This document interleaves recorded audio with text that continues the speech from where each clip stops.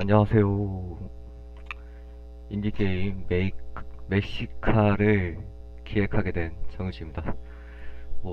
제가 영상을 찍어서 올리는 이유는 제가 만들고자 하는 게임, 그리고 어떻게 만들어가는지 작업 과정들을 하나의 추억으로 남기고 싶기도 하고, 그리고 누군가가 저에게 이 게임을 왜 만들었니?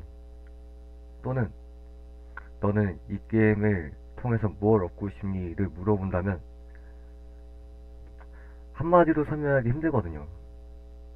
왜냐면 생각의 고리를 계속 이어서 나온 결과물들이기 때문에. 그리고 저의 어린 시절부터 생각해온 여러가지 생각들,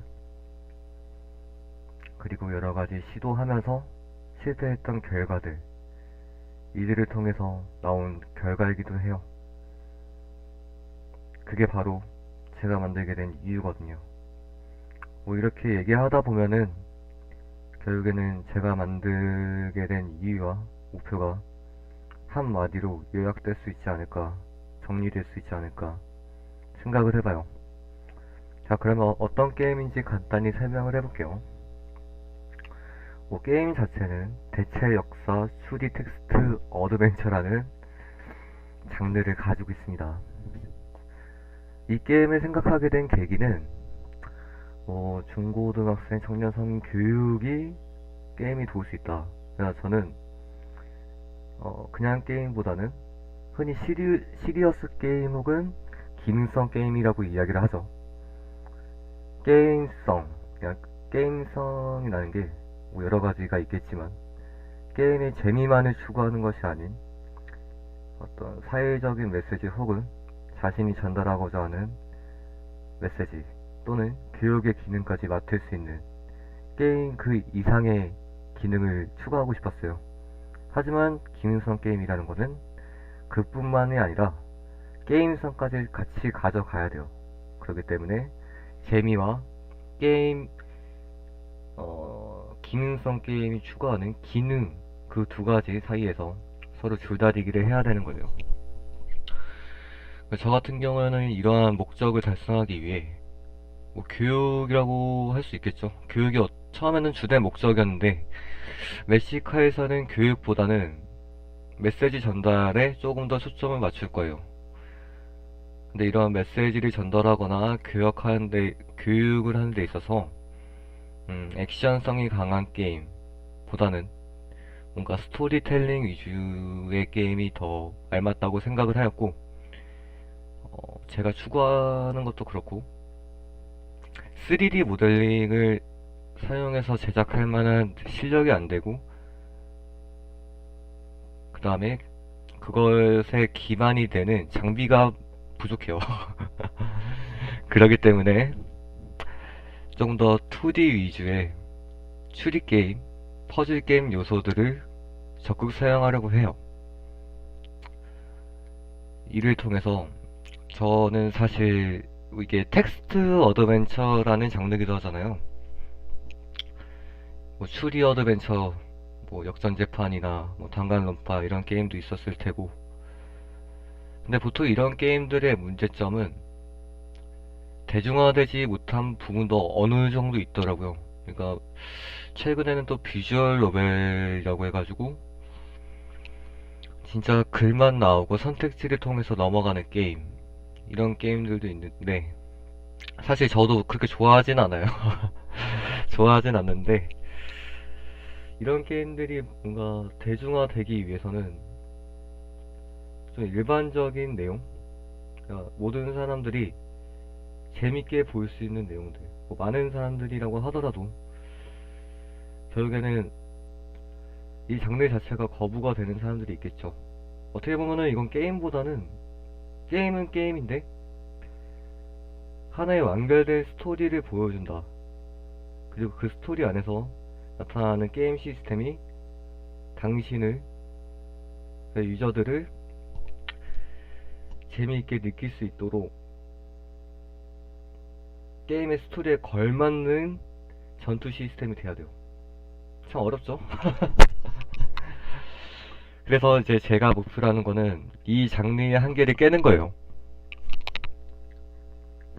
깨기 위해서는 어떻게 해야 되는가는 이제 천천히 말씀을 드리도록 할게요. 이번 시간에 말씀을 못 드릴 수도 있어요.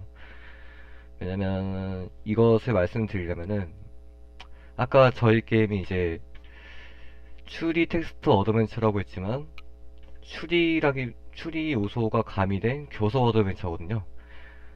그러니까 상대방과 교섭을 하고 협상을 해요.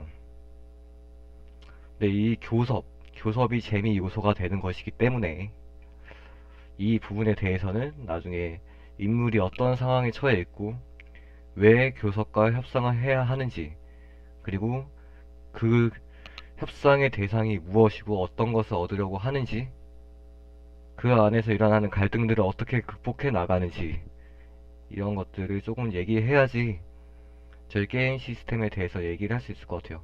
그리고 저의 역할은 게임으로 만들기 위해서 보다 직관적이고 동적으로 만들어야죠. 여기서 동적으로 만든다는 것은 유저가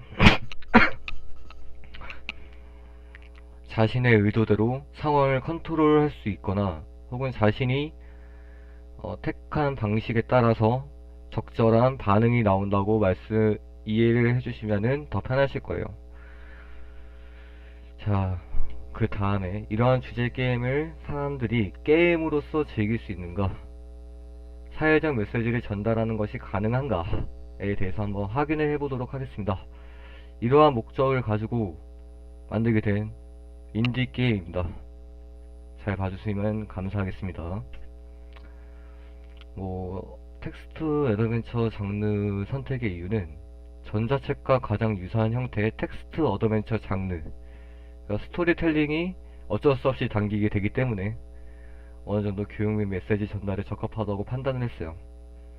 그 추리 또는 교섭 장르의 경우 어쩔 수 없이 주의 상황 또는 그 범죄자 혹은 자신의 교섭 대상 혹은 설득 대상에 대해서 알아야만 하고 이해해야지 그들을 이겨낼 수 있고 결국에는 게임을 클리어할 수 있는 이유가 되기 때문에,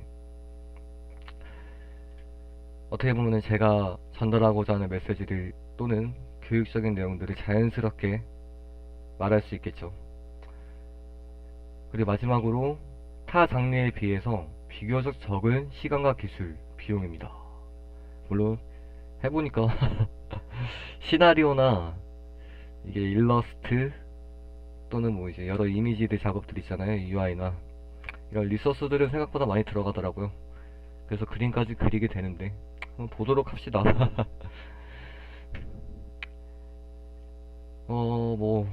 크게 배경을 선택한 이유가 여러 가지가 있는데, 일단 주인공은 인디언이고 주 배경은 아즈텍입니다. 아즈텍뿐만이 아니고 공간적 배경은 아즈텍을 포함한 중부 아메리카라고 보시면 될 거예요. 그 시간적인 배경은 코르테스, 그러니까 스페인 정복자가 이제 아메리카로 들어오기 한 1, 2년 전이라고 생각하시면 돼요. 그 전부터 여러가지 발생하는 혼란들, 그리고 백인들이 들어왔다는 것을 알고 소문이 들리고 이러한 상황들로부터 공포의식을 얻게 되고 상황들이 변해가기 시작합니다. 그 안에서 주인공에게도 여러가지 일이 나타나게 되고 주인공은 그 상황을 겪으면서 시대적인 배경들을 이해를 하게 돼요. 그리고 자신은 어떻게 행동해야 될까에 대해서 선택을 하고 타인을 설득을 하여 자신이 원하는 말을 이루어간다. 이게 게임의 주된 스토리입니다. 인디언들을 선택한 이유는, 저는 옛날부터 왜 이들이 망했잖아요. 문명이 몰락했다는 게 참 마음 아프잖아요. 그들이 사랑했던 문학, 철학, 신화, 그리고 이 아래에서 그들이 겪었던 사회, 하지만 달랐다는 이유만으로 다른 문화와 다르다는 이유, 사실 인디언들이 문화적으로 야만인들이 아니었어요. 그 당시에 오히려 유럽보다 위생도 더 철저했고 철학과 신화 체계도 괜찮았고 상당히 복잡했어요. 그리고 마지막으로 건물 양식이나 뭐 기타 의학 같은 분야에서는 오히려 유럽인들보다 깨어 있었습니다. 그리고 상당한 종교인들이었어요. 진짜 신을 위해서 자신의 모든 것을 버리는 문화권이었거든요. 근데 이러한 이들이 유럽인들의 침공 아래 그리고 몇백 명 안 되는 스페인 정복자들에게 망하게 됐고 노예가 됐죠. 왜 타인과 다르다는 이유만으로 그렇게 되어야 했고 이제는 그들의 문명, 인디언 자체도 타인이 돼버린 거죠. 말 그대로 타인이 돼버린 거예요. 왜냐면 패배했기 때문입니다. 존중되지 못했어요. 얘기하려고 하지도 않았고 같이 공존하려고 노력하지도 않았고 결국에 배제됐을 뿐이에요. 그거에 대해서 한번 생각을 해보려고 해요. 왜 그들이 그렇게 되어야 했는지.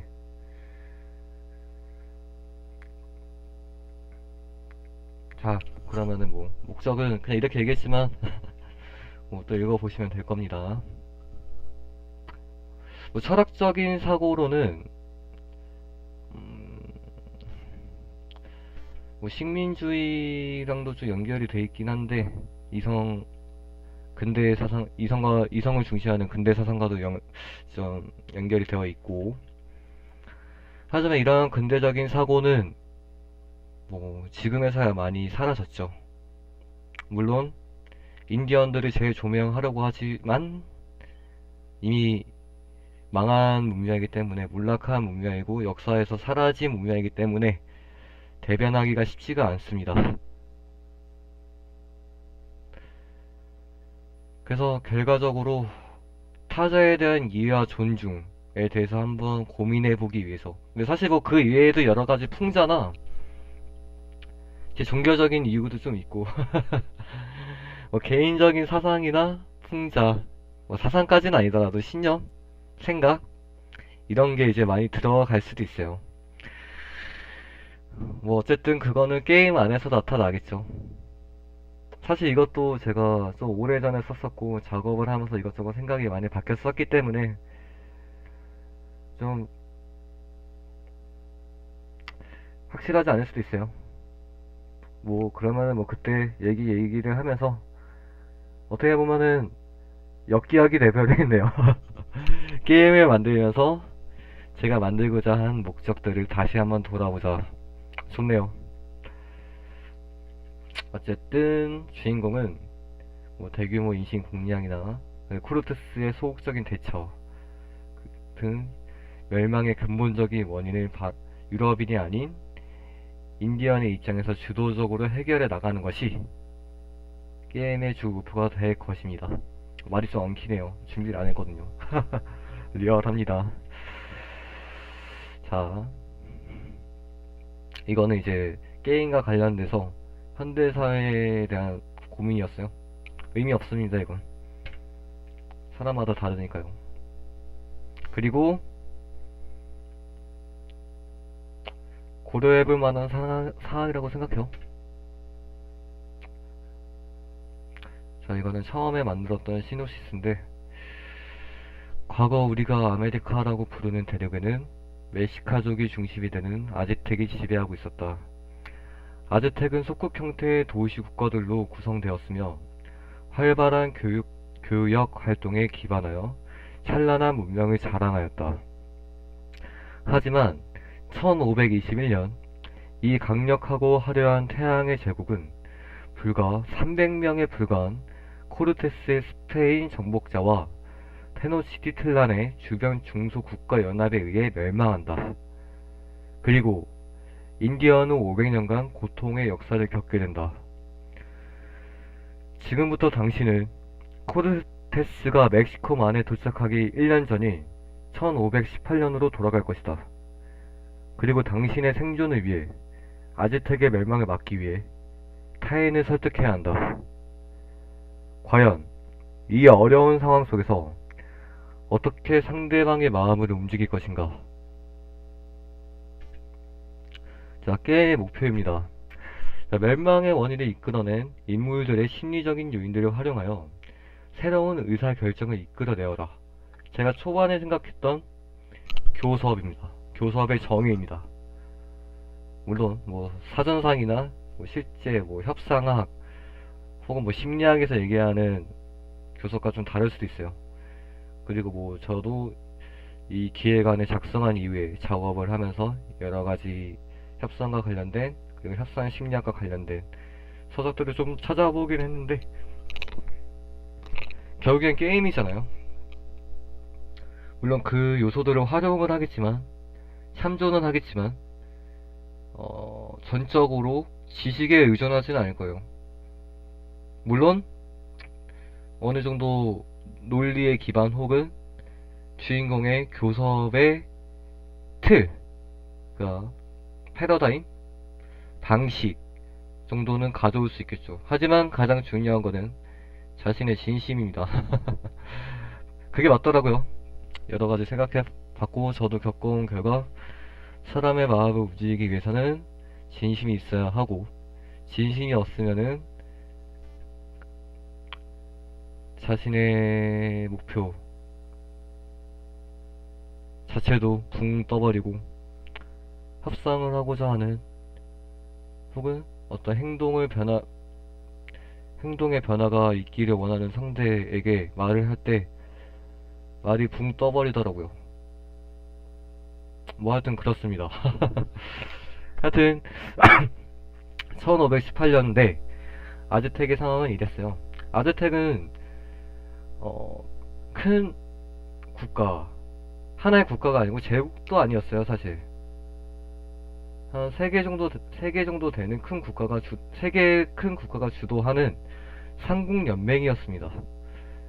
테노치티틀란과 뭐 뒤에 나오겠지만 뭐 그건 추가적으로 얘기를 할게요. 그리고 중소도시 국가는 아즈텍의 속국이었어요. 물론 속국인 척 하면서 싸우는 것도 있긴 했죠. 그리고 콘키스타도르, 스페인 정복자를 이야기합니다. 스페인 정복 활동이 끝날 때쯤에 천연두라는 재앙이 내려와서 아즈텍의 멸망에 종지부를 찍었습니다. 목적은 이래요. 근데 사실 이걸 말하면 안 되는데 패스할게요. 보셔도 안 돼요. 왜냐면 게임의 결말이 나오기 때문에. 자, 목적을 볼게요. 상대방과의 크게 게임의 목표를 보면은 정보 획득과 설득으로 나누어져 있어요. 뭐 상대방과의 대화를 통해서 정보를 얻는 건 당연하겠죠. 그리고 이 정보들을 분석하고 통합하여 새로운 사실을 발견하고 이 사실들을 통해서 교섭 대상을 프로파일링 할 거예요.